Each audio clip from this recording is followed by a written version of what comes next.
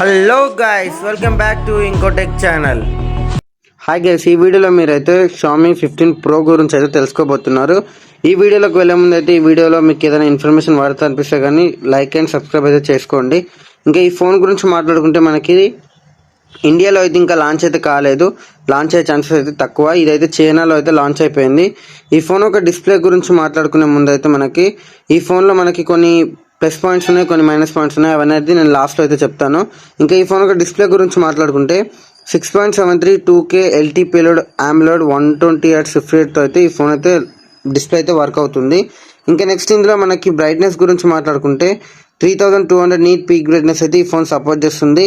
Protection గురించి మాట్లాడుకుంటే Xiaomi ceramic ప్రొటెక్షన్తో అయితే ఈ ఫోన్ అయితే చైనాలో లాంచ్ అయింది.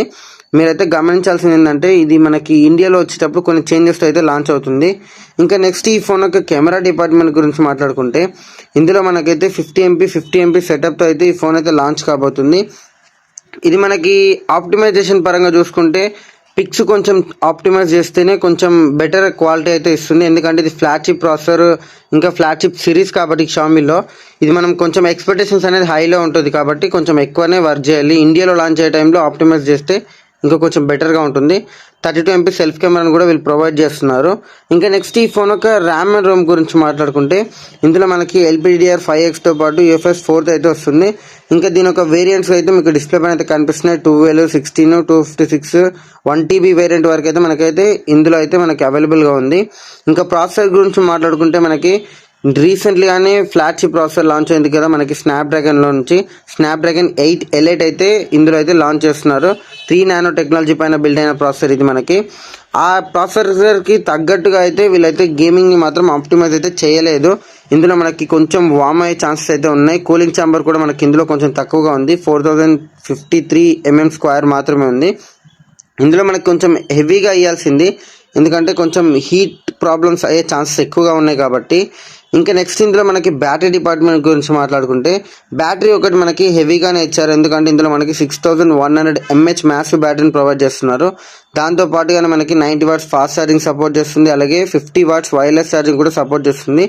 ఈ బ్యాటరీ డిపార్ట్మెంట్ పరంగా అయితే ఇదైతే మనకి బెస్ట్ మనకి పర్ఫార్మెన్స్లో అయితే ఉంటుంది.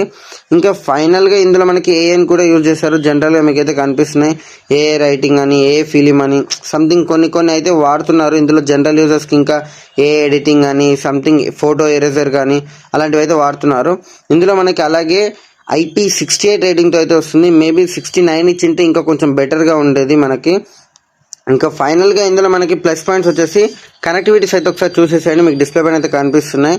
ఇంకా మనకి ఫైనల్గా ఈ ఫోన్ ఎవరికి సూట్ అవుతుందంటే ఎవరైతే షామీ లవర్స్ ఉన్నారో వాళ్ళు ఫ్లాగ్షిప్ ప్రాసెసర్ని లేదా షామీ 14 వాళ్ళు అప్గ్రేడ్ కావాలనుకుంటున్నారో వాళ్ళకైతే ఇది బెస్ట్ ఫోన్ అయితే అవుతుంది. లుక్స్ పరంగా కూడా ఇది కొంచెం యూనిక్గా ఉంటుంది మనకి. ఇంకా ఇందులో కొంచెం మనకి డెవలప్మెంట్ అనేది ఇండియాలో లాంచ్ అయ్యే టైంలో అయితే ఉండే ఛాన్స్ ఎక్కువగానే ఉన్నాయి. ఈ ఫోన్ యొక్క ప్రైస్ కూడా ఇంకా ఎస్టిమేట్ అయితే చేయలేము, ఎందుకంటే ఇండియాలో లాంచ్ కాలేదు కాబట్టి. మీకైతే ఈ వీడియోలో ఏమైనా ఇన్ఫర్మేషన్ వాడుతూ అనిపిస్తే కానీ లైక్ అయితే చేసేయండి. ఇంకా ఈ ఫోన్ ఏ ప్రైస్లో లాంచ్ అవుతుందో మీకు అనిపిస్తుందో కామెంట్ చేయండి. ఇంకా ఈ వీడియోని ఎండ్ వరకు చూసినందుకైతే thanks. Have a nice day.